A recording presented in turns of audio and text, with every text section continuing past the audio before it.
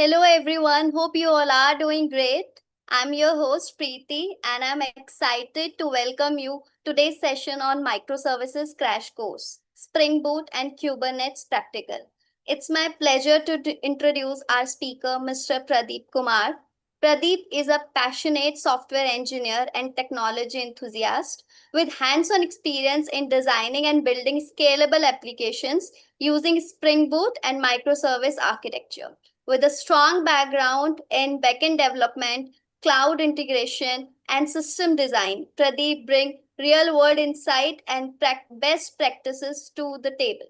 Having led multiple projects in enterprise environment, Pradeep is committed to helping developers of all levels deepen their understanding of modern application development. Let's give a warm welcome to Mr. Pradeep Kumar. Over to you, sir. All right.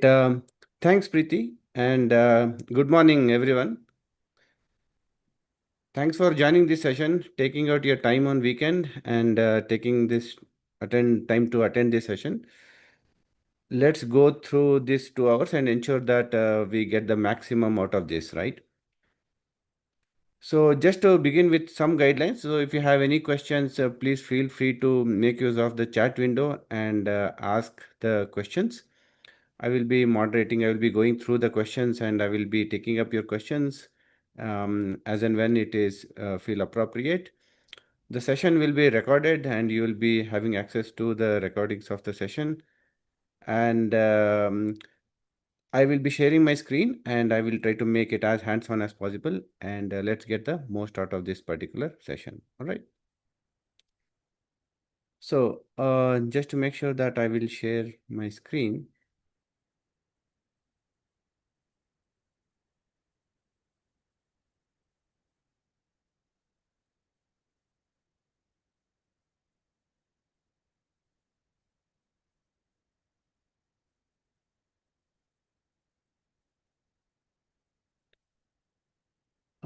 Preeti, can you allow me to share my screen? No, your screen is like not visible. No, can you allow me? Give me the permission.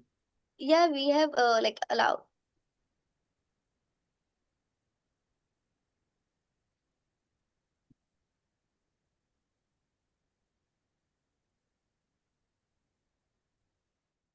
One second.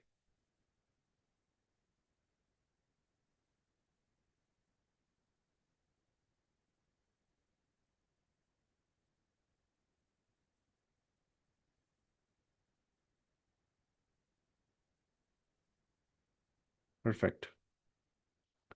I hope all of you can see my screen. Yes, it's visible. Okay, just a brief about me. My name is Pradeep and I come with more than 2 decades of experience into IT and development, training and consulting. I've been part of implementing distributed, scalable, cloud-native applications, and I do conduct workshops and training programs on building production-grade applications and covering all the challenging concerns like security, scalability, fault tolerance, and resiliency. And these are the companies where I have worked in various capacities in the past. So speaking about today's topic, which is into cloud-native applications, right? Using Kubernetes, microservices. So let's try to understand by understanding what are microservices and what are the need for building microservices, right? So microservices is more like a buzzword, right? And I'm sure most of you have heard about microservices, the reason for moving to microservices, the challenges to build microservices, right? What are the challenges in building microservices? And how do we go ahead and implement these microservices? What are all the different ways in which we can implement the microservices? So these are all the questions that comes around when people first hear about microservices.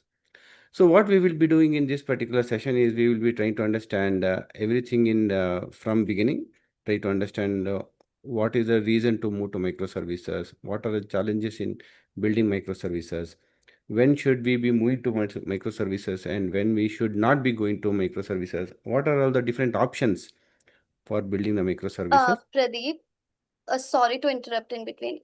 Actually, your screen was not visible. Now it's visible. Visible, right? Okay. So just to try to understand that everybody is on the same page, right? So we all know that first when we start with the project, right? So it comes with go through the requirement analysis. Once we're done with the requirement analysis, we go through the high level design. And once we go through the high level design, then we move towards designing, development, testing, right? And deployment. So this is initially first when we begin with the project, right? So we start with the design where we choose the technology stack, we choose the framework, then we start with the implementation, then we go with the deployment, right? And testing and deployment. So initially few cycles, right? If you're working with agile, so you might know that we follow the agile and then we go through this iterative block of development and deployment every sprint, right? Every 2 weeks, every 3 weeks, we do the deployment where we ship the artifacts to the production, right? So initially it might be good, right? You might be having a good velocity, you might be working with the best practices, you might be doing testing, right? But over a course of time, what happens is the application looks very brittle, right? The application starts regression starts coming into picture, right? Application you will have some issues related to the testing, right? So features gets obsolete, right? Some of the feature might get obsolete, but the code is still present in the application. So if you follow the project, right? If you closely work with the project for few more time, so you can see that the curve actually becomes something like this, right? So this is the graph that we see. So if you choose the time over the x-axis, and if you choose the frequency or the velocity or the number of deployments that you are doing over the y-axis, you can see that over a period of time, 2 years, 3 years, the technology stack might have completely changed, right? Initially, when you started the project, you might have started with XML, MVC, Hibernate, Spring framework. But after a few years, you might see that there's a technology overhaul, right? So Spring Boot, OAuth, Data JPA, container. So you see that there's a huge technology gap. And the initially curve, the rate at which you might be doing the deployment, you see that initially you might be doing a very good progress, but after some time you hit a plateau, right? So even smaller changes that your product owner asks takes weeks to go to the production. So in the competitive world of today, where the market dynamics changes very frequently, you need to be at the edge of doing the deployment very frequently to the production. All right. Let's take some examples. For example, you might have heard about companies like Make My Trip, Clear Trip, right? And you might have heard about all the different companies like Uber, Ola, right? Paytm, PhonePe. So they're all competing for market share, and the competition is against how frequently they are able to push the changes. So today there is a new feature in let's say PhonePe that you should be able to do a transaction without entering the PIN. So other competitors who are there in the similar domain should also be releasing the features quickly to the market, right? So given the complexity of the application, where even smaller changes takes weeks and months to move to the production, you will not be able to cope up with that particular style of development. So that is the reason there should be a way in which you should be able to develop, release features and deploy the features and make sure that the time to market to your customers is not months but within the days. And that is the reason why we switch towards going to microservices. So what is microservices? So microservice is an architectural style. So just we have different styles of building application, right? So you have gRPC, you have REST APIs, you have SOAP REST APIs, right? So this is one of the architectural style where we focus on structuring the application into collection of loosely coupled, independently deployable and organized into smaller teams, right? So we break down a huge application. We call it as a monolithic application, and we divide that application into set of loosely coupled, independently deployable application, which can be managed independently, right? So for this webinar, we are going to check a smaller use case, and then we will figure out how this can be better and how this can be advantageous. And then finally, we will be looking at what are the different implementation options. The reason, the why should be very clear. The how can be thought about. So if you consider an e-commerce application, right, you might see that this entire diagram that you see, you can consider this as a domain, right? So there are different types of domain. There is a domain related to shipment. There are domain related to e-commerce. There is a domain related to a travel domain, right? So this is one complete domain. But within this domain also, you can see that there are smaller subdomains, smaller domains. These are called subdomains. For example, in case of e-commerce website that you are going to build, you can consider that order fulfillment can be one small domain, right? If you consider shipment can be one smaller domain. Invoicing can be a domain, right? Inventory, managing the inventory can be one domain. The recommendation engine, that also can be one of the domain, right? So these are all called the subdomains. So naturally, a company who is having an e-commerce, who is into e-commerce, let's say Amazon or Flipkart, so for them, this entire domain becomes core domain, right? The entire domain is the domain, and out of these smaller domains that you see, there will be one or two core domain. Core domains mean, for example, from the e-commerce perspective, the order fulfillment, right, and the inventory might be core domains, whereas the shipment, invoicing might not be core domain for them, right? But from the perspective of companies like Zoho, companies like QuickBooks, the core domain for them will be GST, right? For core domain will be there, for example, invoicing, right? Same thing goes with payments, right? The payments might not be a core domain from the perspective of the e-commerce website, but consider from the perspective of companies like Razorpay, PhonePay, UPI. So the core domain switch to the payments from the perspective of these companies. So instead of focusing on all the core domain, what the companies try to do is they want to identify the core domain and want to invest their R&D, their budget, their development efforts, their core developers, right, onto the core domain, and that leaves them with the bandwidth for outsourcing or to use off the shelf solution from other vendors. For example, if you are considering from the e-commerce perspective, the invoicing is not their core USP, right? So what they can do is they can integrate with other service providers like QuickBooks or Zoho for the invoicing, right? For payments, they can partner with payment gateway APIs to offload payment gateways, right? So that they will have an edge over their core domain.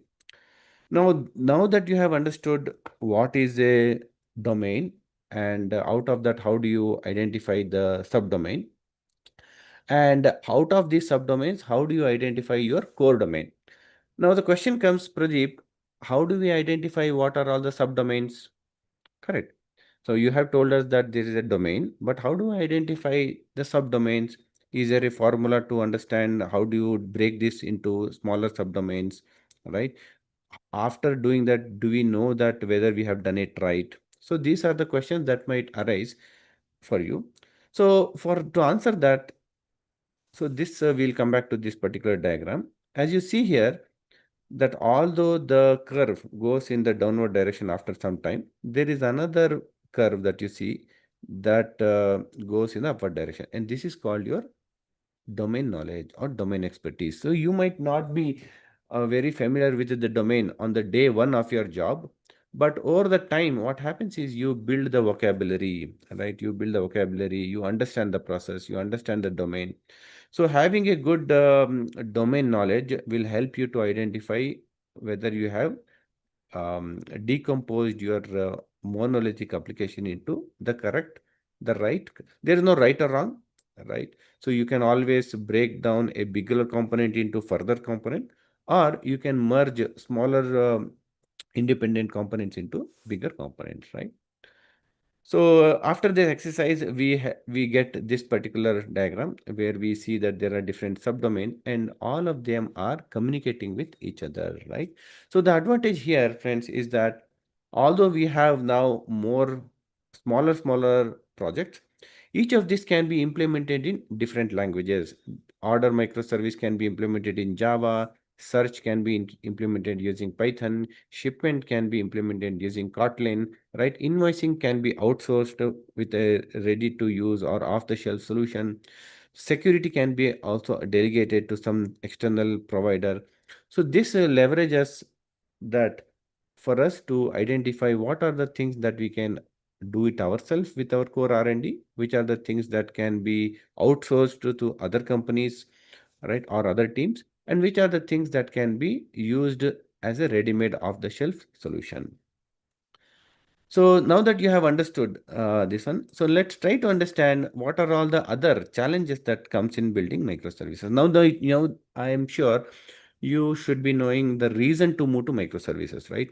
Because of the competitiveness, because of having the features changes faster to the customer, right?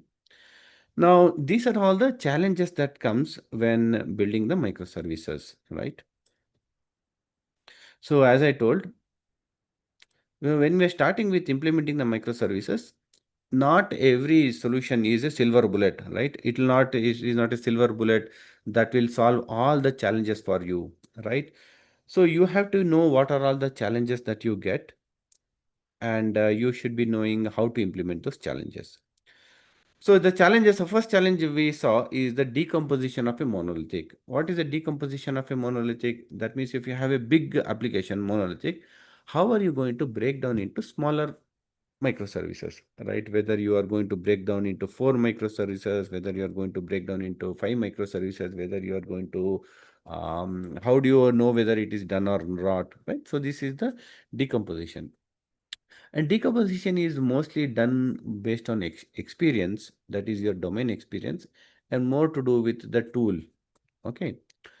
So the second challenge that you get is configuration management, right? So in monolithic application, what you have is you have one big application, and the code and the configuration lies in the same artifact.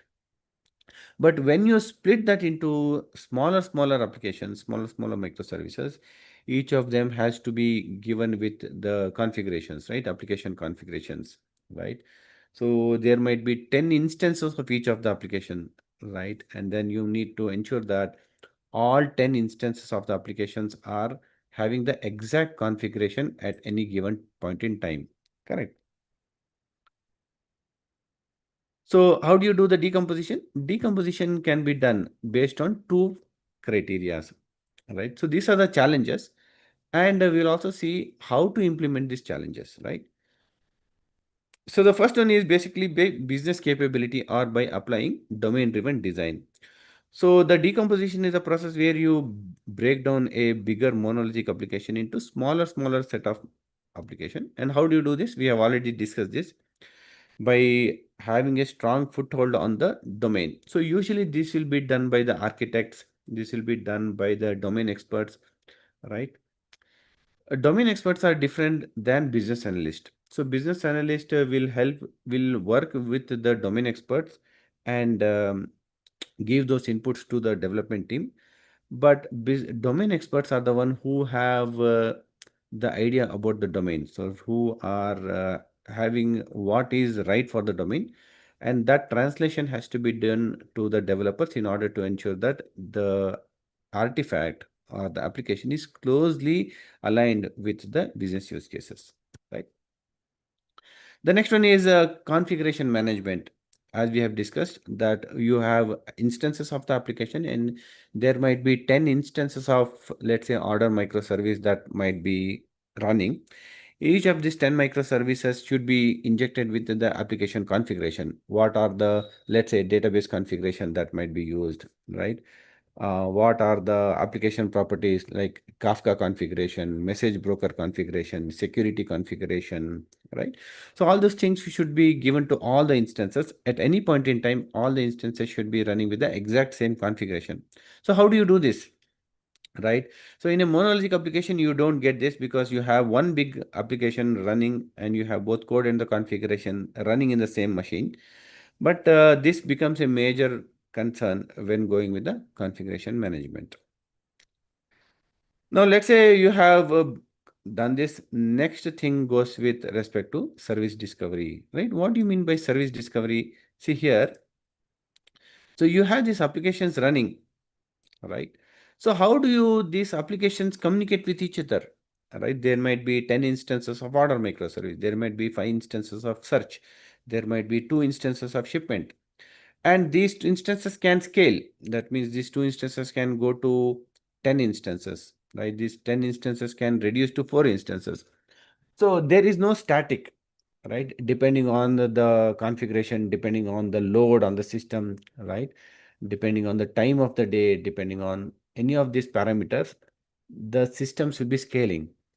Now, when there are dynamics in terms of the number of instances that are running for each of each of these microservices, so how will they discover each other, right? How will they discover each other? So how will the order service know on which instance, which IP address it needs to communicate for shipment?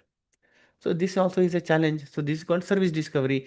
So in case of monolithic, what happens? All of them are communicating locally, right?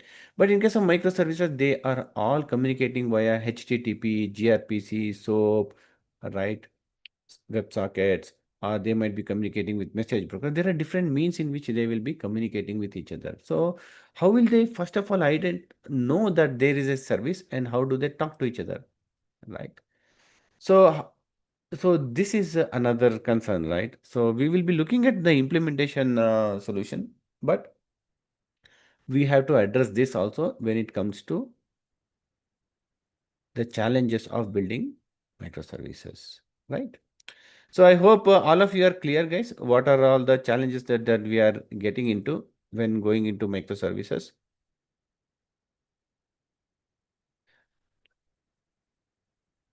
Right? Perfect. So the next thing comes is the resiliency pattern. So what do you mean by resiliency? So once you have resiliency, right? Once you have the implementation, so things can go down, right? So anything can go down, right? There can be disconnectivity in the service, right? So the service can go down, then latency can be there, right? There can be deployment that can be going on in this particular microservice because of this service is not reachable, right? There can be latency, there can be network failure, there can be hardware failure, the entire data center can go down, right? So let's take some time to understand. For example, when you are trying to do a mobile recharge, right? Your Airtel or Vodafone recharge you are doing on a phone pay application. See, phone pay might have to interact with your ICICI Bank or HDFC Bank to withdraw money, and then interact with the cloud provider like Airtel or Jio for doing the recharge. Let's say that the phone pay has deducted the money from your bank account, but when it tries to do a recharge with Airtel, the Airtel service can go down. See, just because Airtel service has go down, so it cannot undo the transaction, right? Just because Airtel service or Jio service is down, they cannot shut their services. Correct. So this is one of the challenge. Let's take another use case. Let's say you are going with a Amazon.com, and whenever you are trying to purchase an item, you also see that a recommendation service given by Amazon telling that, you know what, customers who have purchased this item have also tried purchasing these items, right? Or you might have seen that whenever you are seeing the reviews on Amazon for a specific product, nowadays you get a consolidated review of that product. Now, let's say the recommendation engine in Amazon is down for some time, right? So just because the recommendation service is down, Amazon will not shut their services, right? Even if there is a failure of one services, it should not bring down the other downstream services, right? So there should be a mechanism, there should be a fallback mechanisms wherein you might want to retry the service, wherein you might want to temporarily bring down the service, only that service, isolate the service, right? You might want to retry, you want to have a fallback mechanism, correct? So in those cases, that is what is called resiliency. Resiliency means just because one of the component in your entire application is down, you don't want to bring down the entire application. See what happens in monolithic application is even if one of the service is down, the entire application goes down, correct? The availability is 0 or 1. But in case of microservice, you have not one, but you have tens and fifteens of microservices, and each of them can go down, right? So the availability is between 0 and 1, not 0 or 1. That is what is called resiliency. So you need to have resiliency implemented in your microservices so that even if part of your application goes down, the entire application should not go down. The next one is with respect to transaction, right? See, what do you mean by transaction? That whenever you are trying to do any unit of work, the entire unit of work should complete or it should roll back. But in case of microservices, you cannot go with a single transaction. You have to go with a distributed transaction. That means, so the money is taken from your bank account and they're trying to do a recharge on your phone pay. Whenever you are trying to order a food on Swiggy or Zomato, it goes through a series of transaction, right? And then finally the amount, the order will be delivered to you. Between this process, anything can go wrong, right? So the application should be in a position to undo the transaction, right? Retries and other things. So the transaction is not the same what you see in your monolithic application. The transaction should be eventually consistent. So how do you take care of that in microservices? That is also one of the pattern, right?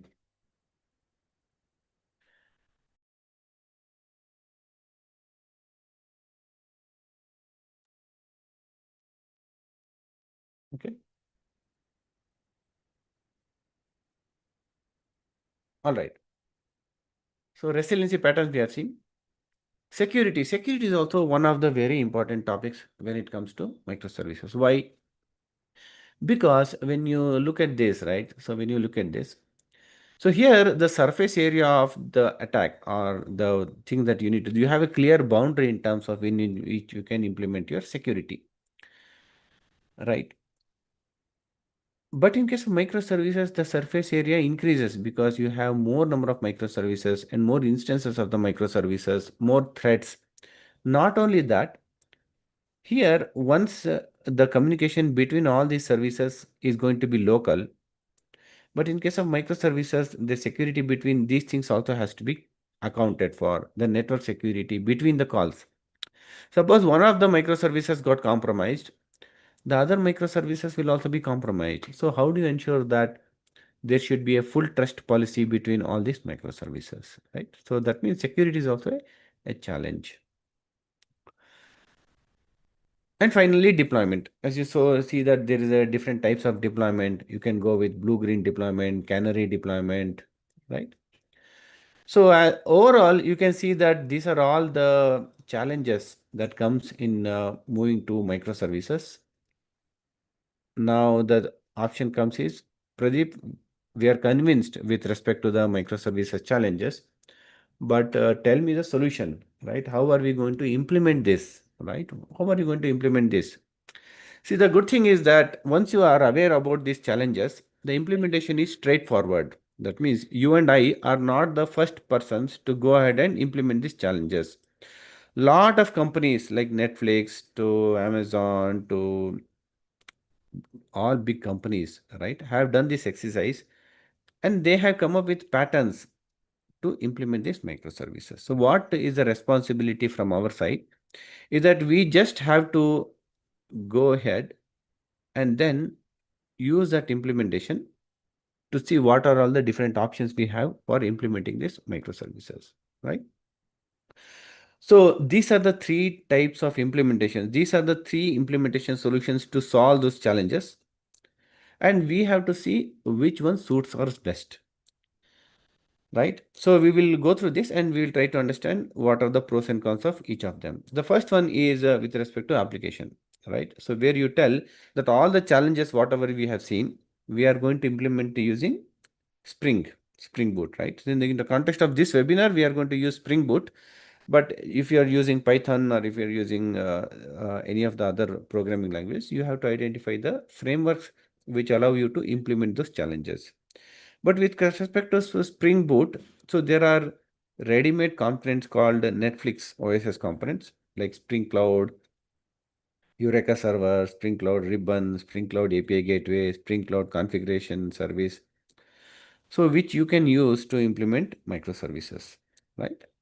So when would you use this architecture? When would you use this solution? You would use this solution if you are not having um, a, a team, which is your DevOps team. You are having a legacy application. You want to migrate that application phase by phase to modern cloud applications, cloud native applications.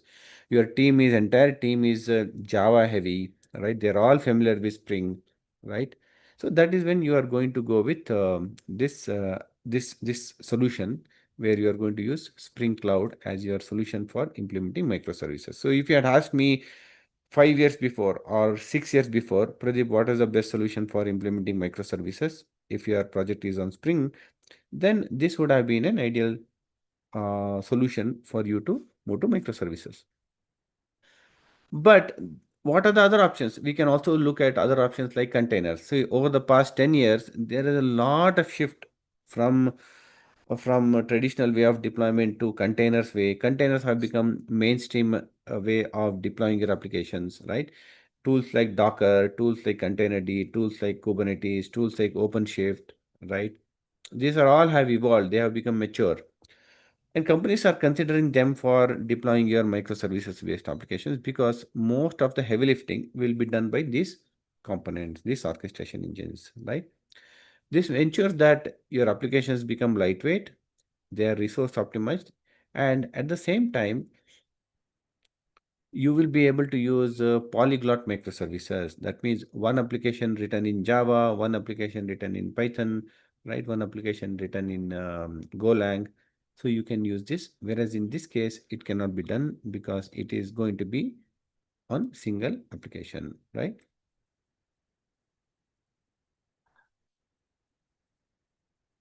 Right. Consider the third option. The third option is serverless. So in serverless, the cloud vendors, right? Today is the age where we deploy applications on cloud. The cloud has become the go-to default option for deploying your applications, right? So the cloud services like AWS, Azure, GCP, right, IBM, all of them provide an offering where you can just deploy your code to the infrastructure provider and they take care of scaling, security, governance, monitoring, right, load balancing, configuration management. All of these things are managed by these cloud providers. This makes your DevOps very simple, right? It also improves the security because if there is no server for you to log in, obviously it improves your security, right? It also gives you the control over the cost, control over the monitoring, controls over the other SLAs. But only the limitation that I see here is with respect to the vendor lock-in, right? If you lock into vendors like AWS or Azure or GCP, so that is the only login. Or let us say that your organization has a policy where they tell you that you need to have full control over the infrastructure, right? In those cases, serverless might not be a feasible option, but 90% of the use case, right, can be implemented using container orchestration solution like Docker and Kubernetes. So going ahead, any new application that you're going to deploy, so you should be obviously choosing between these two options, whether it is using Kubernetes or whether using serverless architecture, you should be using, right? So we would be pivoting towards container orchestration solution for this particular webinar because the container orchestration solution is the de facto for today's deployment. And it abstracts away all the heavy lifting for you under the carpet, so your applications become lightweight. I'll give you a simple example, guys. So all of us use products of Apple, right? Whether it is iPhone or MacBook Pro. So whenever you see the companies who like Apple, right? iPhone. So the hardware is also owned by them, right? The hardware that supports your iOS is manufactured under their supervision. And at the same time, the software is also deployed only on their hardware. So when the hardware and the software, both of them are provided by the same organization, now they will ensure that the hardware is optimized, the hardware is fine-tuned to run the OS, and the OS is also optimized to get the maximum out of the hardware. Is that right? So what this does is this makes your applications lightweight, more secure, right? More performance. So that is the same way you can be using Kubernetes for your deployment, because Kubernetes provides you a platform, right? On top of which you can build your applications, right? And it's a first class citizen for building your microservices architecture. So I hope till here you are convinced with what are all the different options to implement microservices, what are the pros and cons, and why is the Kubernetes advantages for building your microservices. So what I will do here is, so I will take a small minute or 5 minutes to address all your questions that you have posted in the chat window. Is that clear?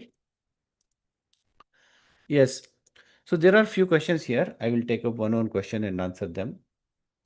What is high level design and low level design? In high level design, you consider what are all the languages that you would be using, what are all the different components that you are going to build, what are the deployment model that you are going to choose, what are all the frameworks that you are going to choose. Those are all the things that comes in high level. So in low level design, you come up with class diagrams, sequence diagrams, right, deployment diagram, right. So all of those things you design in your low level design. So the second question is how resiliency is maintained in microservices. So resiliency, I told, right, it depends on different use cases. For example, if you are trying to build an application where you're trying to talk to a payment gateway API and the payment gateway is temporarily down, so in those cases, you try to do retry, right? Suppose you, for example, a recommendation service is down for a minute. So the way that you can implement resiliency is by using a fallback. Let's say, for example, you can use the cached value of the previous day and then use it as a temporary thing till the other comes up, right? So there are different ways in which you can implement resiliency. You can also use a fallback by telling that undo the transaction, right? Let's say you have taken the payment from a customer, you try to do a recharge and the recharge failed, right? You can retry for 2 3 times, but if the retry again fails, you can give an option to the customer telling that, you know what, the amount that we have deducted from your account is safe with us. We might put it in the wallet or we might return it back to your source account, right? Give the option to the user. So these are all the different options depending on the use case that you might be choosing, right? In SAP, I can use Spring Boot. Yes, you can use Spring Boot for building microservice application. The next is, what is Capturum? So Capturum is, it does come when we are thinking about any application, distributed application, where we tell how do we achieve consistency, availability, and partition tolerance. So it's a separate topic by itself, but the Capturum tells that in the worst case scenarios, you can achieve only two, whether it is consistency and availability and partition tolerant, or consistency and partition tolerant. In case of microservices architecture, friends, the partition tolerance is fixed. So either you can choose between consistency and availability. And in microservices, typically you lean towards availability compared to consistency, right? So we can have another webinar on the same topics related to, you see, each of the topics that we are discussing can be a separate webinar, but we will take your feedback and see whether we can come up with more such webinars on this topic, right? So there is another topic question related to what are the views on microservices for the UI utilities. There is also right. So this principle can be extended towards other things like UI also, like micro front ends and other things. So that can be a separate topic. Yeah, you can definitely take this principle and extend it towards your front-end technologies also, right? I hope I have answered. So if you have any other questions, just feel free to put it in the questions dot. Time to move towards some of the practical aspects. Okay. So what I have done is here, guys, I have already created one application, right? So out of all these microservices here, out of all these microservices, I have defined this into two different topics. One is your coding part, which is using Spring Boot, and deployment part, which is Kubernetes. So for coding, out of all these microservices, I'm going to take up this order microservice. We'll be building one application specific to order microservice and then go in depth, right? The same thing can be applied for other modules also.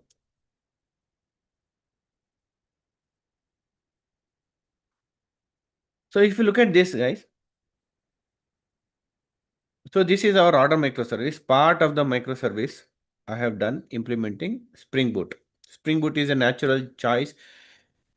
It is tailor-made to run microservices. It's a lightweight, right? It is designed for building cloud-native applications, right? It's a declarative application programming language to build your microservices. So I will be sharing these links, right? So here we see that this is our code base where I'm using our Spring Boot application. And this has our Maven, which is the tool to build our application. And this is our code base. So here we see that it is a regular Spring Boot project, nothing to do with microservices. So you have your controllers. This is an order microservice. It's a CRUD application. You have your models, order and line items. There is no change. You cannot look at this code. You can tell that it is built for microservices. It is a lightweight application. This does not have any context of whether it is deployed on microservices. This can be deployed independently. This can be part of your microservices also. That's a good thing. This can be deployed independently without the context of microservices or Kubernetes, or this can also be deployed alongside Kubernetes. That is the advantage. Now, the good thing here to look at here is that we have the service layer, we have the repository layer, and we have the controller layer, and we have our configuration also. But we also have the application. So what we have done is to package our application, right? So if you are packaging your application, you can package it using the jar file. You can package it via the war file.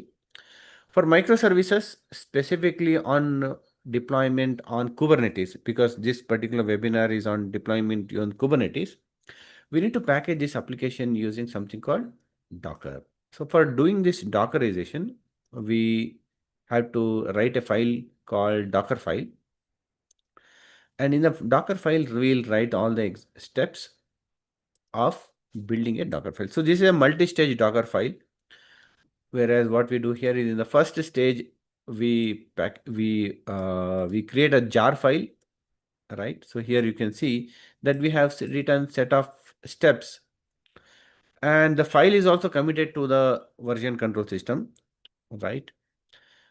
And here what we have done is here we have written the steps of instructions where we are going to run our Maven command to package our application as a jar file. But this Docker image also has our source code, which is not what we want, right? When we ship our application as an artifact to our customers, should not be shipping our source code. For that reason, what we have done is we have built another image, which is built on top of JRE. And what we have done here is we have extracted the content from the jar file and we have given. So this particular application or this particular image, the Docker image, is what we will be giving to our customer. And this completes our Docker file, right? So this is a way in which we package our application as an image, Docker image. And to run this command, we typically go with build servers, right? So you might have heard about tools like Jenkins, right? Just give me a minute.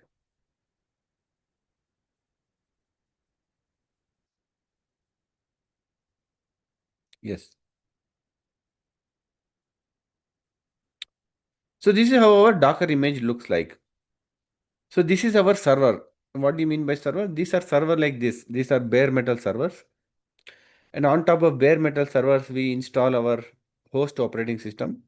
And on top of host operating system, we install Docker engine. And on top of Docker engine, we build our images. So these are the Docker images we build. So what do you mean by Docker images? You can think of Docker images as like lightweight images. I'll give you a good example. All of us have mobile apps, right? So you might be using Android or you might be using iOS. See, on the iOS or Android, you might be installing Make My Trip, right? To Make My Trip, the APK file, the image, you download it from Play Store or Google Play Store, right? So that you can think of like an image. And once you install that image on your iOS or Android device, that becomes an application. Now, when you install Make My Trip on your Android device, so the Android operating system acts like an OS, and it does not matter whether your hardware is Oppo or Samsung or Vivo, right? As long as you have installed Android, the application is going to work, correct?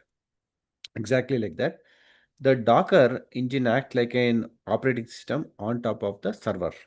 So you can run your containers irrespective of which hardware, which OS on which your Docker engine is installed.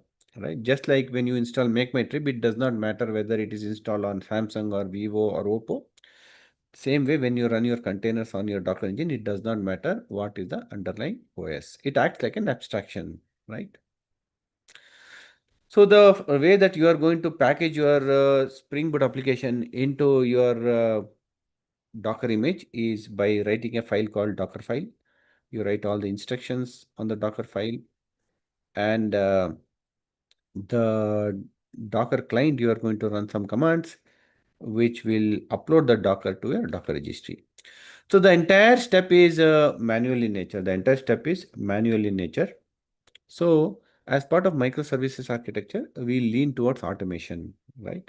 So instead of building the commands, instead of writing the commands manually, we prefer to run it via the integration, CI, continuous integration. So in continuous integration, we automate the process.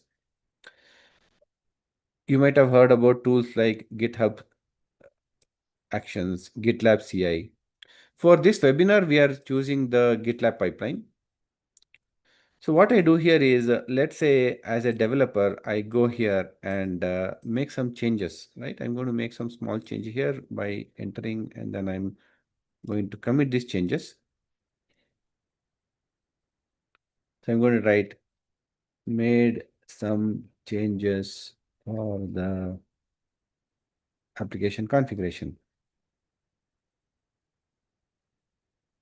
And I push the changes to the master.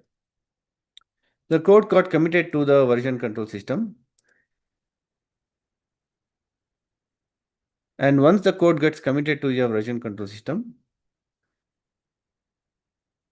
you can see here that there is a build that triggered automatically. Very important. So these tools like GitHub, GitLab, so they all come with predefined pipelines, which make sure that when you commit the changes to your version control system, the build triggers and the steps that you have written in the Docker file will get executed.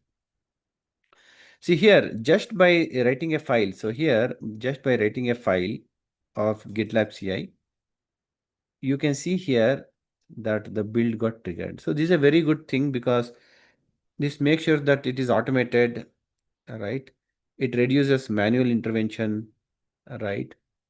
And you are only going to pay for the time for which this service is running, right? Suppose this build takes only 2 minutes to run, you will be paying only for 2 minutes. Okay. And what this does is after building and deployment, it is also going to push the changes to your Docker Hub. So Docker Hub can be any repository. So here we are going to see that we are going to deploy this application, right? As part of the build process, once the build is completed, it is going to deploy your application as a Docker image to your Docker registry, which is your Docker hub. So I come here.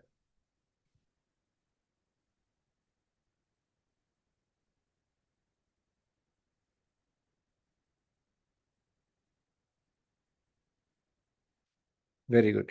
So we see that the Docker images are pushed to the repository. You can see here docker.io, class.io, auto microservice, and this completes the task. So if I come here and if I go to this, I can see here that there is a image which got pushed, right? Less than a minute ago. So the entire process is automated. The moment you commit your changes, it goes through the build server. The build server will execute the task. And then finally, you have your Docker image. Right. So you have your Spring Boot application. Spring Boot application, you commit the changes. It goes to the version control system. It runs the build script using GitLab pipeline or GitHub Actions. And then that image will be automatically uploaded into your Docker registry. And then you have your Docker image with the Docker artifact.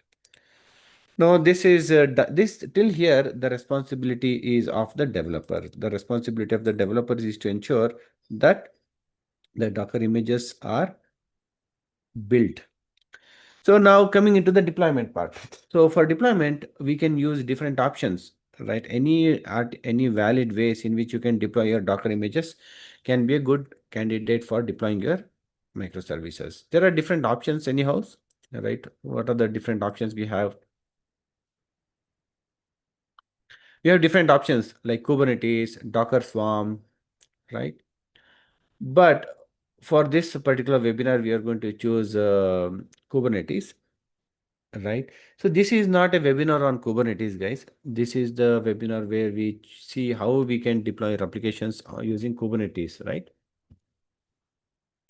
So just to understand, we will try to understand the architecture of Kubernetes.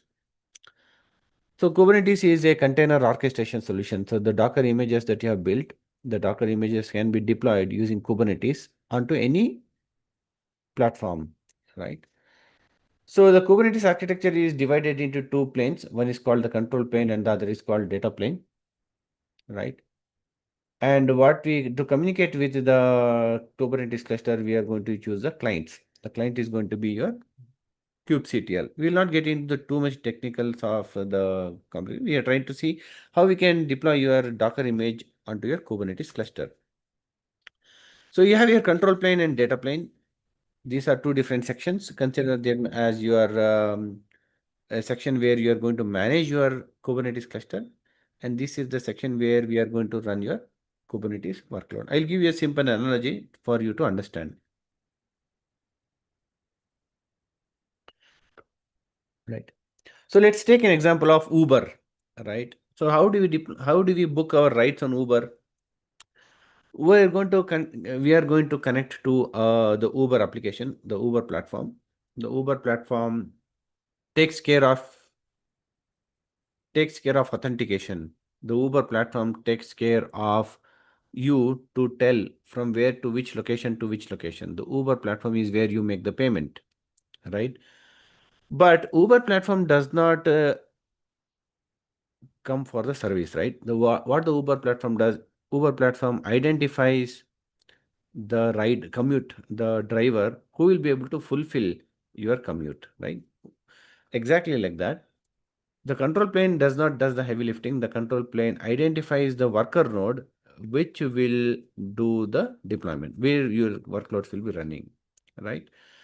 But we will be communicating with the control plane. The control plane does authentication, authorization, scheduling, controlling, right? Deployment, monitoring, everything will be done by the control plane. And worker nodes are regular your worker machines, worker nodes where you are going to deploy your worker nodes, right? So what we will be doing here is I have already set up a Kubernetes cluster. I'm going to show you. So we have one single VM. I have a single EC2 instance that I have deployed on our AWS machine. And within this, I can show you that we have a Kubernetes cluster. So kubectl is a client through which we can check whether we have the cluster. We can see here that we have a single node Kubernetes cluster, right? So this is a mini cube. We have a single node Kubernetes cluster. And what I can do here is I can see whether we have any namespaces, right? So what I'll do here, I'll be working with the default namespaces. So let's go ahead and try to deploy a simple pod, right? So what is a pod?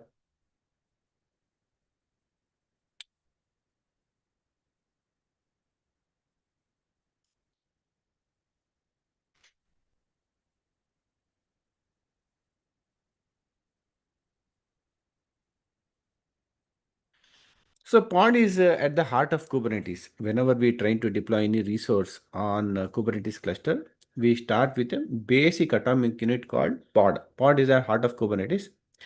It represents the basic building block, right? Just like you have containers. So here we have something called pods where we represent the basic building block.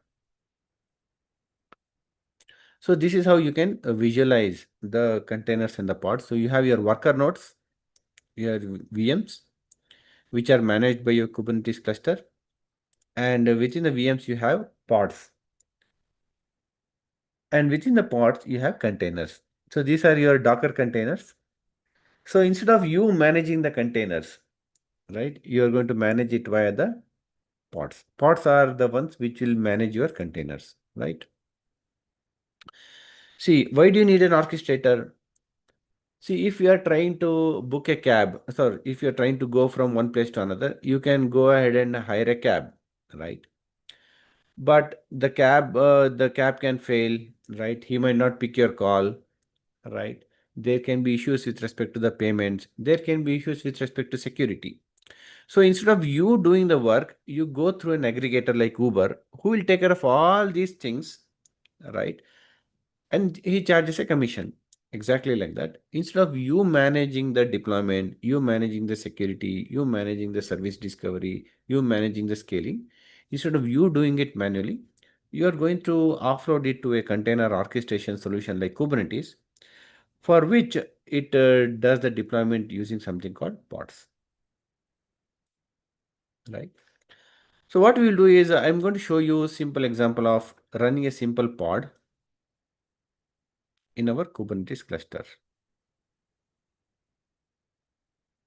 here. So what we will do here is I'm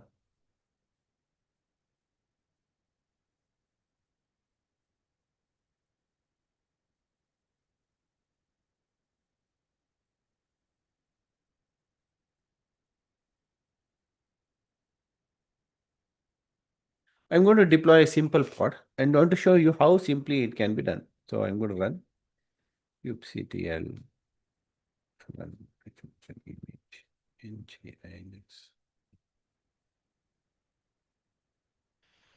Just by running this command, we are communicating with the Kubernetes cluster to create a pod. And if I tell kubectl get pod, I can see that there is a pod which is running. So just by running this command, it was able to pull that image, this image from the registry docker.hub, right? So if I go to docker.hub, so it had downloaded this image from the Docker registry, and the Docker container is now running from the Kubernetes cluster. So if I run kubectl logs nginx, you can see that our container is running. So not only that, you can also log into the container kubectl get pods, kubectl exec -it,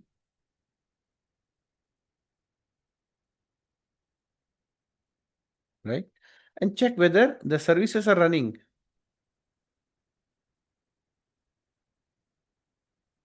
It is running perfectly fine.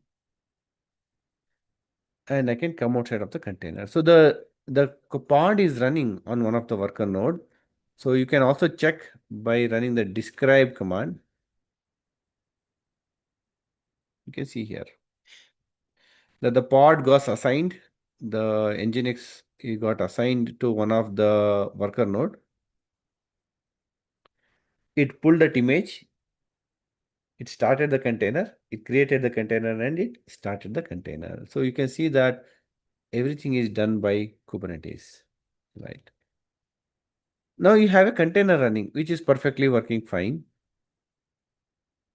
But what happens if this container gets deleted? kubectl delete pod.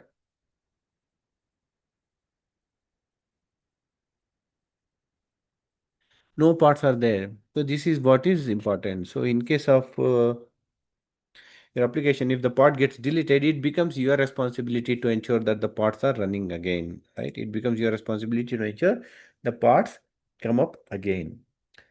So this is where Kubernetes comes into picture, where it takes care of the entire container orchestrations. Okay. So what does that mean for you? Look at this. So we have talked about all the challenges, right? We talked about all the challenges. Now let's try to understand what Kubernetes does to implement all these challenges. I told you, right, that Kubernetes acts like a platform where it is going to do all the heavy lifting and your applications become lightweight. Let's try to understand what does Kubernetes does for each of the concepts. So configuration management, I told you, right? So configuration management, Kubernetes has a solution as a resource called config maps. So the config maps allows you to store all your application configurations in a single place, right? And Kubernetes, you can create a config map by telling something like this: kubectl create config map order hyphen microservice hyphen cm. Oh, sorry. Or let's say database credentials, db hyphen credentials hyphen from literal equal to username is equal to say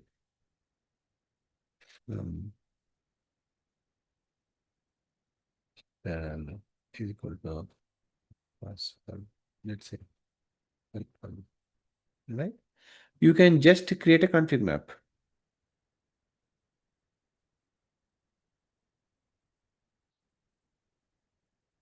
And you see that the config map has created. It's very easy, right? You can create the entire configuration files, and this configuration file can be injected into all the pods, all the containers dynamically. Any changes that you want to do, you can update this configuration map, and all the pods will get the updated configuration. So creating a configuration is independent, right, of the pod, of the code. This makes our life a lot more easier because the the system administrators or the DevOps team can independently work on the configuration, application configuration without touching the code, without doing a deployment. So that means if there is a deployment that is needed, if there is a change in the configuration that needs to be done, they can do without changing the code. And all the pods, all the containers will get the exact same configuration, right? All the containers will have the exact same configuration using the config maps, right? But there's a catch here. See, Pradeep, here we told that there is some sensitive information, right? Password, right? So we don't want the password to be stored something like this. For this, there is also another resource called kubectl create secrets. So in secrets, what we do is secrets, it will be encoded using base64. So all sensitive information, instead of storing them using regular config maps, you can also store using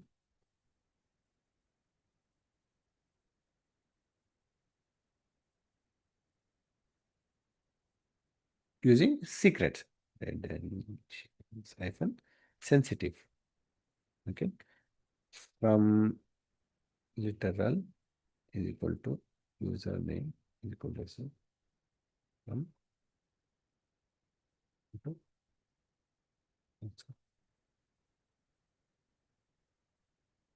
okay.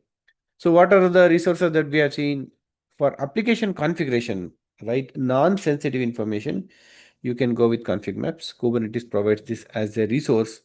For sensitive information, you can go with secrets, which will help you to store sensitive information. This can be your Docker credentials, this can be your database credentials, this can be your service accounts, right? So that means Kubernetes has a platform where it provides you with different resources for different use cases. Just like, for example, if you come from Angular background, you have components, you have services, you have right routes, right? You have modules. Same way, Kubernetes provides you with different resources for different use cases. So if you looked at for configuration management, Kubernetes provides config maps and secrets. For service discovery, Kubernetes comes up with something called services, right? So it provides you with server-side load balancer. It comes up with load balancing. It allows you to scale your applications, scale your services horizontally, right? So this is how you can do. For example, currently you have your one pod, right? You have only one pod, but you can also do a multiple pods, correct? And have a single service through which you can do this. I'm going to show you how to do that using Kubernetes.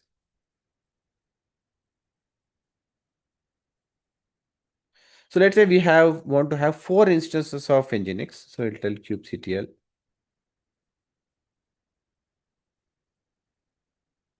create deploy is equal to 4 image Nginx or auto microservice.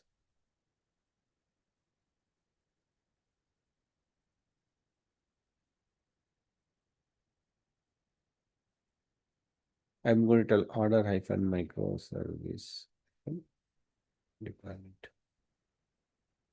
So you can see here that currently we have a deployment where we have auto microservice, and we can tell that we have 4 pods running, right? Earlier we had created only one container, but now we have created the 4 pods, and 4 pods are running. See here. Now, one of you had asked what is resiliency, right? See here. Now, the good thing is that now we have done. So you can tell that we have 4 pods, 4 containers. Now, let's say one of the container got deleted, right? For various use cases. Let the pod got deleted, the worker node on which the pod got deleted. For some reason, the pod got deleted. So what do you think will happen? One of the pod got deleted. So I'm going to delete the pod, right? So now we had told that we need 4 at any given point in time. But when one got deleted, so the actual count became 3. The desired is 4, the actual became 3. So Kubernetes will automatically create one more pod for us. This is called orchestration. Orchestration means declarative way of telling what is your desired state, and Kubernetes will tell the actual state is equal to desired state automatically, any point in time, automatically it will create. Just because one of the pod got deleted, the actual pod count became 3, but our desired pod was 4, right? Our desired pod was 4. So now if we tell kubectl get pods, you can see here that there are a pod, but you can see here that even though one of the pod got deleted, one new pod is coming up, right? So this is a good thing about this pod, right? So you can also scale the number of pods. Let's say I tell kubectl scale deployment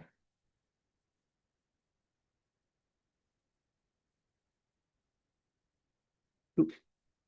That means initially I had 4 pods, but now I told no, I don't want 4 pods because the load on the system might be down. I can tell deployment, it tells that there are 2 pods, and if I tell kubectl get pods, see, 3 pods are terminating and 2 pods are running. So this is a good thing, right? So declaratively you will be able to tell what is your desired count, and the Kubernetes will go from desired state to actual count, right? Now, how will you do load balancing? See, if there was only one container, one pod, you could have understand the IP address, right? You can also get the IP address of this kubectl describe, get the IP address of this.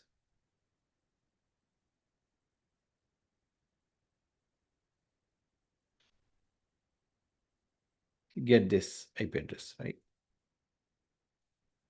But if there are four, right? If there are four,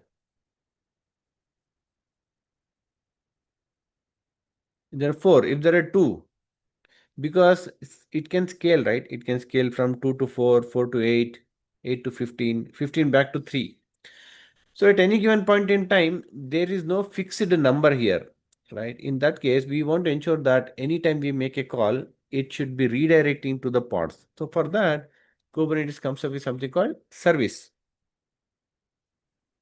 kubectl create service, SVC, order hyphen micro service. So what is a service? Service is also a resource in Kubernetes, which helps us to do load balancing, right? Instead of you setting up a load balancer, right? Or instead of you setting up a load balancer, Kubernetes can also do the load balancing for you. In which case, it is doing the service discovery. One pod is communicating with another pod. This can be done easily using service. So this is a service. So where you have three pods running,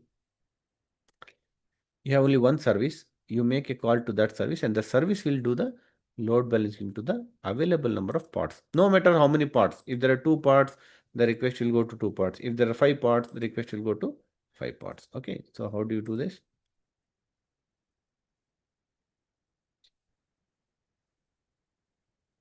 Um,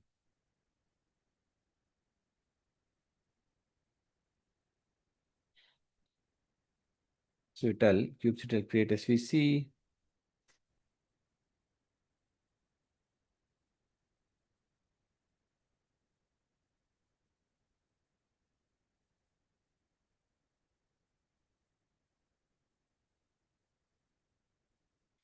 So here I'm just writing the imperative command, but you can also write a manifest file either using YAML file or this.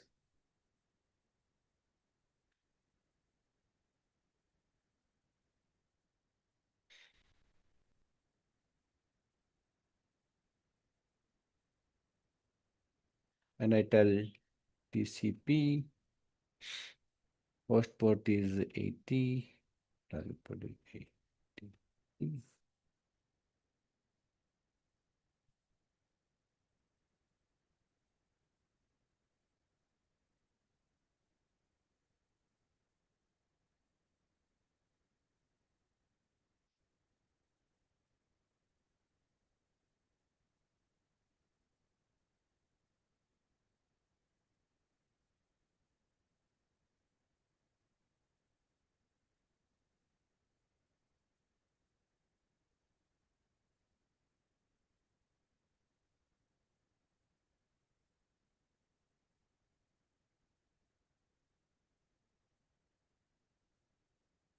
Here, get service, TCP is equal to.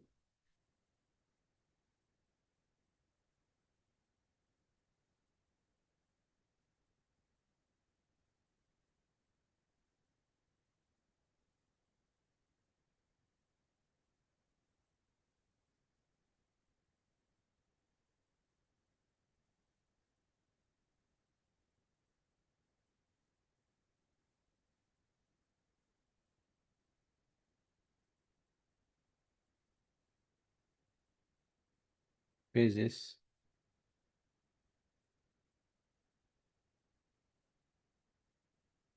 This is a port number on the host. This is a port number on the container. This is on the microservice, SVC. Service got created.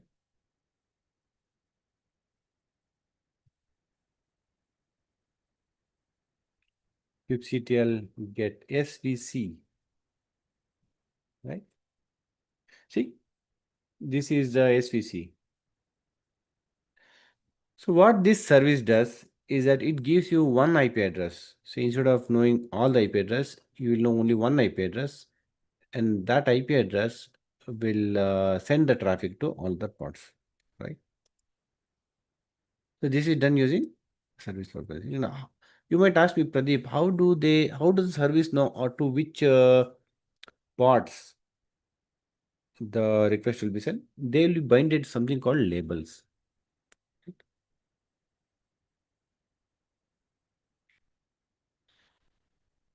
So this is a use of a service. You make a call to the service will identify all the pods which has this labels, and then it will delegate to the pods. Service acts like a service discovery, and in a larger picture, this is how it works. See here. So let's say you have a deployment of inventory microservice, you have a deployment of order microservice, and you have a deployment of shipment microservice, and all of them want to communicate with each other. The shipment microservice wants to talk to inventory microservice, so it does so by calling the service of our inventory microservice. The inventory microservice wants to communicate with order microservice. In that case, the inventory microservice containers will call the service of our order microservice. So this enables inter-service communication. So service to service communication will happen within the cluster, and the IP address that you see here is called as a cluster IP. That means this cluster IP is resolved only within the cluster. That means this cannot be called or this cannot be invoked outside of the cluster. So this is also very good, right? Because you are primarily doing what? So you're trying to understand that the traffic does not go outside of the cluster. So it is secure. So service to service communication is happening within the cluster, and hence it is more secure. So what this does not allow is it does not allow any traffic from outside of the cluster to this, right? Service to service communication always should be done on a private network, which also improves the security. Okay.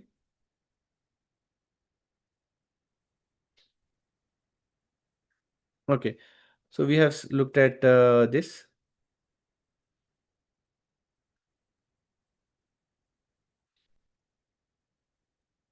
service discovery.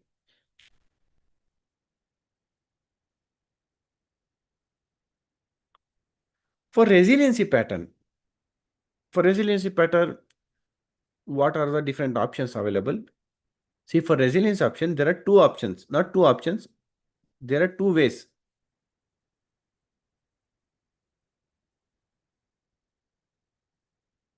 in which you can employ resiliency.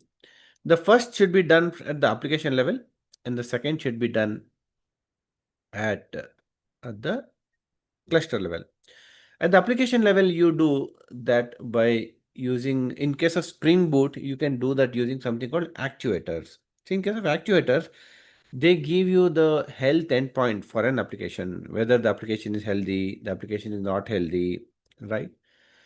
So in case of Spring Boot, there are two endpoints. One is called liveness, the other is called readiness. What do you mean by liveness? Liveness means whether the application is healthy, right? So if the application is not healthy, does restarting that application can fix that? For example, let's say the database credentials got changed. When the database credentials got changed, you update the credentials, but it does not take an effect unless you restart your pod. Correct. So this is a classic example of liveness probe. The other example of liveness probe is the cache got invalidated. The cache got corrupted. So restarting the server will fix the cache issue, right? So these are the classic examples of liveness probe. And readiness probe is, it is outside the scope of your application. For example, you are trying to make a payment gateway. You're trying to make a call to the payment gateway, and the payment gateway down, the server is down. No matter how many times you restart your application, the payment gateway server, till it comes up, your application is not healthy. So Spring Boot, you can implement that by something called as liveness probe and readiness probe. I'll show you how to do that using liveness probe and how to do that using readiness probe. So I have already implemented that in your code. I'm going to show you that.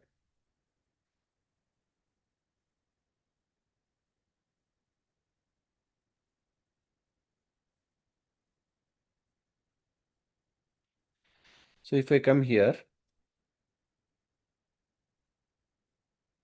so these signals should be emitted by your application. Okay, and Kubernetes use that signal.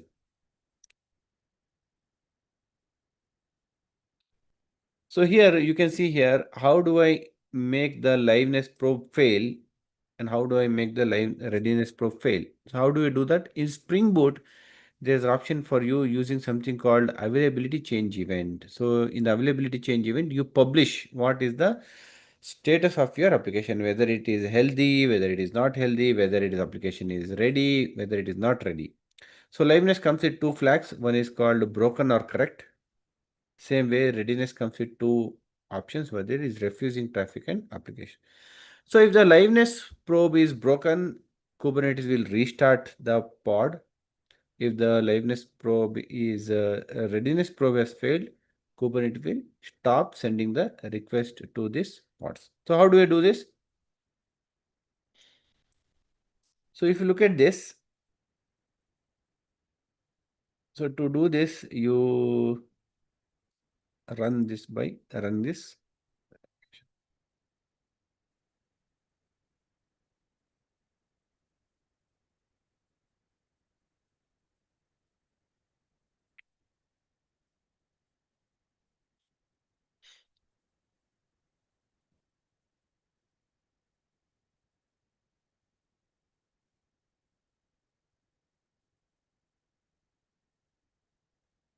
Just give me a minute.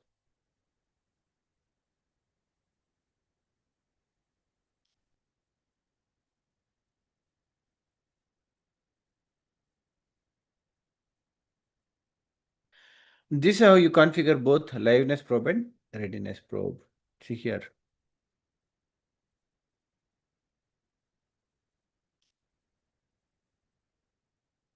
This is our manifest file where I have declared all the secrets, service account, config maps. And here you can see that I have enabled this configuration where I'm going to tell shark enabled and probes is equal to enabled. This gives us the indication whether it is liveness and readiness. And you are also talking about resiliency, right? In a Spring Boot, we can also implement resiliency by using something called Resiliency 4J. You can go and take a look at this Resiliency 4J project where we can talk about circuit breaker, retries, caching, and etc. And in our microservices also, we can go here and implement resilience by using something called liveness probe and readiness probe. If I come here and if I go to kubernetes.io, Kubernetes supports liveness and readiness. So if the Spring Boot application liveness fails, you can configure here in the liveness in the Kubernetes, telling that the actuator endpoint, if it fails, restart the pod. If the readiness probe fails, don't send the traffic to the pod. Okay, so define the readiness probe.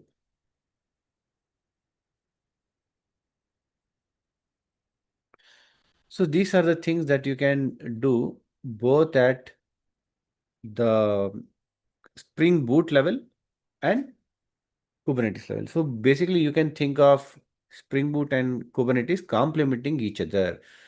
The application side is taken care by the Kubernetes, primarily by the developers, QA, and the architects, and the deployment is taken care by Kubernetes with respect to DevOps operations, right? And there's a clear segregation between them, and the common mode of common mode between them, the common artifact between them is the Docker image, right? So these are the ways in which you can see how Spring Boot complements Kubernetes, and Kubernetes also take care of infrastructure deployment, right? So we have looked at this from the security perspective, right? So we have talked about this. From the security perspective, right, this is a separate topic by itself. In case of microservices security, we tend to go towards a token-based security, OAuth, right, JWT token, right? There are two different security. One is at the application level security, and the other is at the container security, right? It is a very broad topic. So you can think of like whenever we are talking about Kubernetes microservices, so there is a full trust policy or no trust policy. Full trust policy means all the microservices completely trust the calls between them, which is very easier to implement. Whereas in no trust policy, components do not trust each other. So in that cases, to communicate between them, there should be a mode of token-based authentication or OAuth, right? So if you like this particular webinar, we can plan for one more webinar on security alone, right? It's a very interesting topic where we can go into OAuth and all the other things. Now coming into the deployment part, we have already seen how to deploy a simple application. But when it comes to microservices, this is the crux of the entire course, right? Where all the hard work that we are doing is to ensure that we are able to do deployment very seamlessly. The deployment should not be a ceremony by itself where you have blocked the entire day, you bring the stakeholders in, right? You bring down the application, you do the deployment, and after the deployment, you figure out that there is a configuration that you missed out, right? So the whole point of going with Kubernetes is to ensure that it should be seamless, right? You should be going with the deployment easier, right? And if there is any issue in the deployment, you should be able to roll back the deployment, right? Roll back the deployment, undo the deployment, and should take hardly few minutes. The developers, the operations, and the DevOps team should be able to confidently deploy the changes very frequently. That is, in a day or two, they should be doing frequent deployment to the production to ensure that even if there is a small changes, it can be rolled back, right? So when the things get messier, when you have a pile of backlogs that you want to deploy and you try to deploy once in 1 or 2 months where you do a big bang, by the time the developers might have lost the context in which the features were implemented, right? Doing the frequent releases very frequently in a day or two ensures that the developers are knowing the context, right? And any changes can be rolled back very frequently, right? So for Kubernetes, Kubernetes has a resource called Kubernetes deployment, which helps us to take care of the deployment, right? So I'm going to show you the last thing. Kubernetes deployment, kubectl get deployment.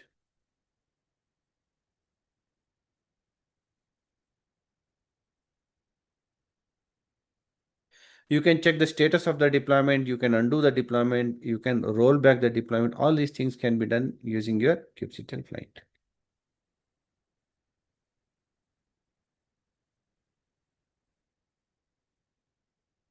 It's a single node cluster. It is taking a bit time.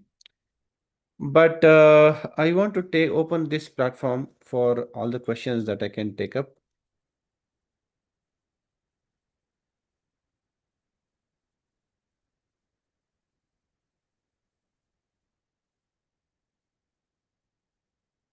You can also check the status of the deployment, kubectl rollout status deployment.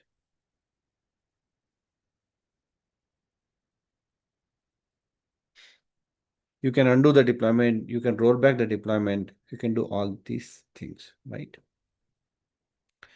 So with this being said, I think we are on time. We would like to take a few questions, right, from what you have understood from this particular webinar. Yeah, sorry to interrupt in between. Actually, before moving to a question, we have a session feedback form which I want to like launch, and I would like to request everyone to fill it out, guys, please.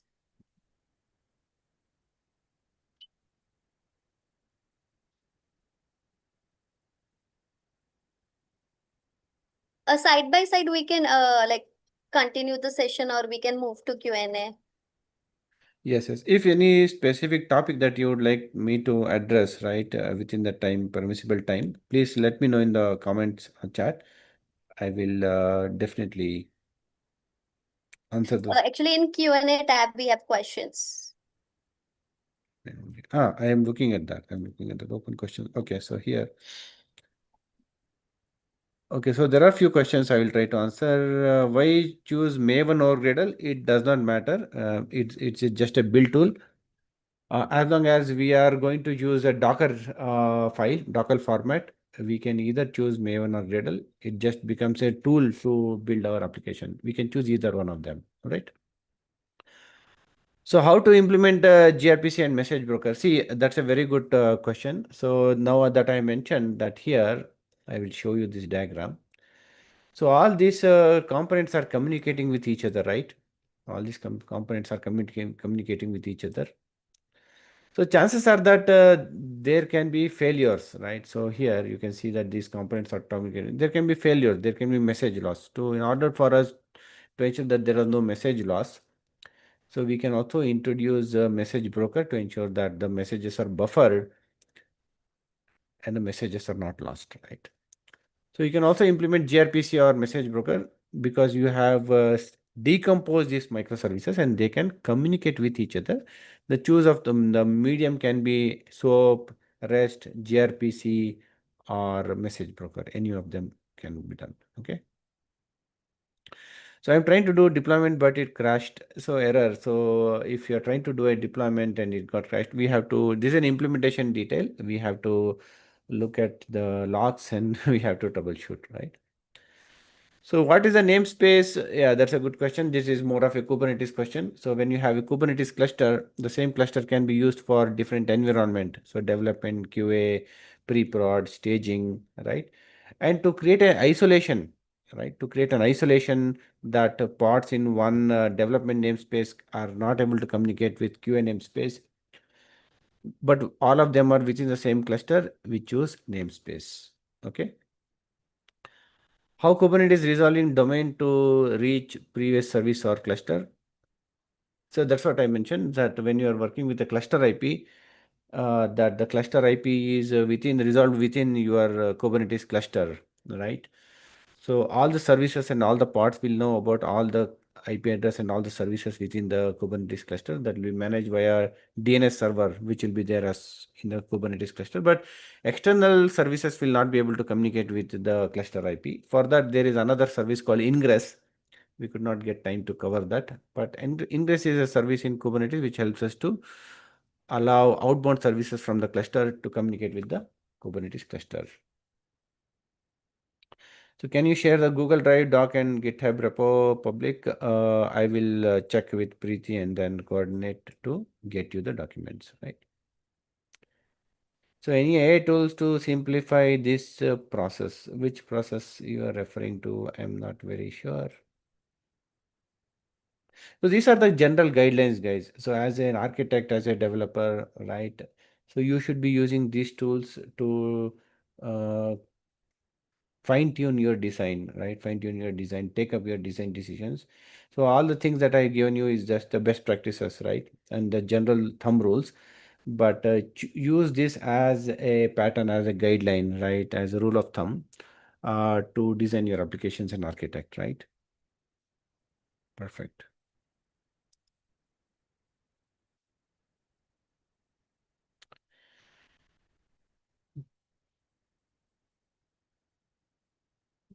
Perfect. If there are no more questions, right, I think I will take this webinar as completed from my end. Yeah, I will hand over the control to our coordinator, moderator, Preeti. Hi, Preeti. Please go ahead. Thank you so much, Pradeep. Before ending this webinar, is there anything which you would like to suggest to the newcomer who are going to enter this industry? That's a very good question.